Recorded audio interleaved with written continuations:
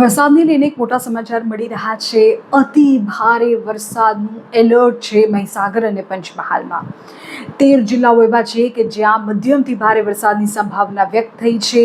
અમદાવાદ સહિતના જિલ્લાઓ સુરેન્દ્રનગર, નર્મદા, તાપી, ડાંગ, ખેડા, આણંદ, દાહોદ, વડોદરા, અરવલ્લી આ બધા જ વિસ્તારોમાં મધ્યમ વરસાદની શક્યતા છે.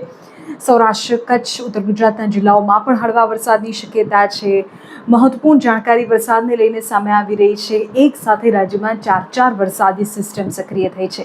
હવામાન વિભાગે આગામી સમય માટે મહીસાગર, પંચમહાલમાં અતિ ભારે વરસાદનું રેડ એલર્ટ આપી દીધું છે.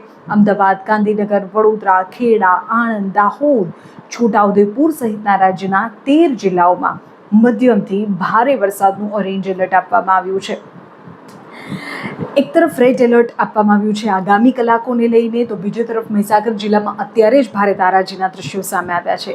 મહીસાગરમાં કોતરો અને તળાવના પાણી રસ્તા પર ફરી વળ્યા છે અને પૂર જેવી સ્થિતિનું નિર્માણ થયું છે.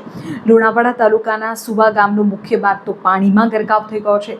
ધસમસતા પાણીના પ્રવાહને કારણે સુવા ગામના નાયક ફળિયામાંથી 25 જેટલા લોકોને પશુઓ સાથે સુરક્ષિત સ્થળે ખસેડવામાં આવ્યા છે.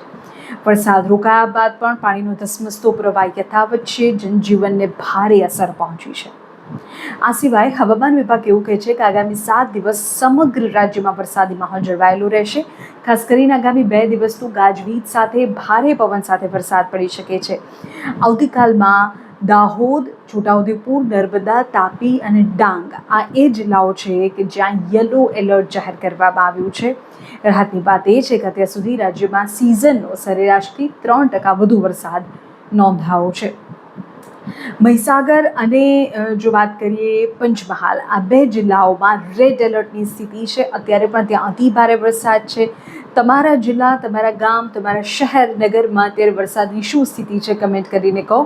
એક તરફ 4 વરસાદી સિસ્ટમ છે રાજ્યના માથે. આગામી 7 દિવસ હજુ પણ વરસાદી માહોલ યથાવત રહેવાનું છે તેવું હવામાન વિભાગનું કહેવું છે.